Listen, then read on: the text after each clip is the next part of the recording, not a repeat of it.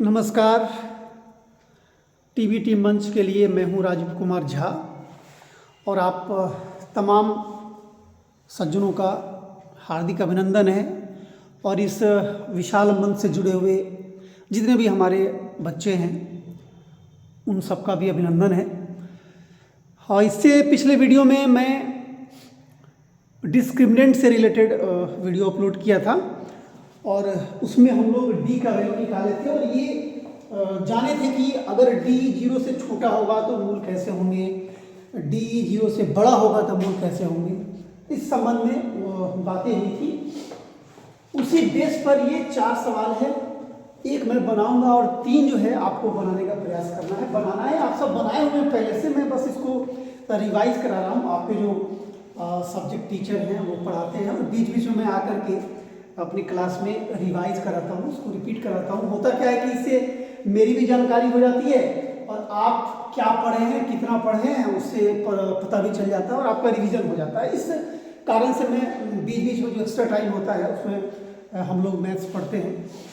बहरहाल ये पहला क्वेश्चन है, इसमें विविधता ज्ञात करना है और बताना है कि मूलों की प्रकृति क्या होगी।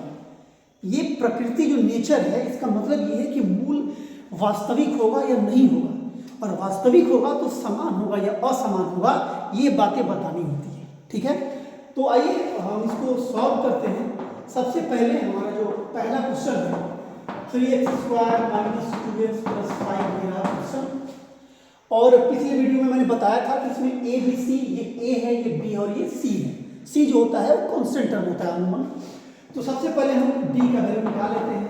b का फार्मूला होता है b² - 4ac। अब b कौन है, तो b है -2। ये ध्यान रखिएगा कि जब हम b रखेंगे तो उसके साइन के साथ रखते हैं, माइनस है तो -2 रखेंगे, ना कि केवल 2 लिखेंगे। तो -2 का स्क्वायर -4, 4 × a है 3 और c है 5। ठीक है, तो -2 का स्क्वायर 4 और ये माइनस का माइनस लिखे और ये 12 और 60 60 हो गया। ठीक है, मतलब 4 में से हम 60 माइनस करेंगे तो -56 आएगा। मतलब ये हुआ कि जो हमारा d का वैल्यू है वो 0 से छोटा है। और मैंने आपको पिछले वीडियो में बताया था, फिर से उसको रिपीट कर रहा हूं कि when the value is less than 0, when the value of d is less than 0, it means that the roots are non-real। जो रूट्स होते हैं वो रियल नहीं होते हैं, नॉन रियल होते हैं, वो वास्तविक नहीं होते हैं।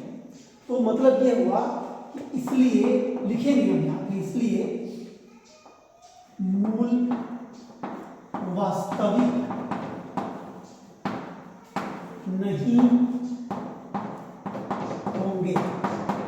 बात खत्म। मूल वास्तविक नहीं होगा तो कहानी खत्म होगी। अगर d का वैल्यू 0 से बड़ा आया होता तो हम लिखते मूल वास्तविक होंगे और असमान होंगे।